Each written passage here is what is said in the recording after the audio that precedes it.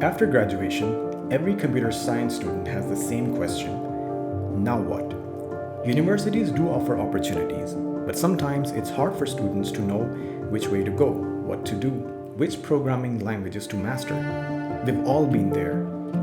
Institutions teach basic OOP languages but fail to teach functional programming. Sometimes these in-demand languages are not even a part of their curriculum, making it impossible for companies to find a candidate fresh out of the university who understands the industry needs.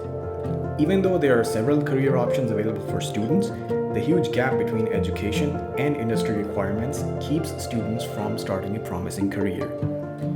To bridge this gap, InvoZone is starting a training program for the students of 6th semester and above of any university in Pakistan, offering Python and advanced Java classes. The classes will comprise workshops, lectures, class activities, but most importantly, hands-on learning with our tech experts. So if you want a promising career in the IT industry, click the link in the caption above and register today.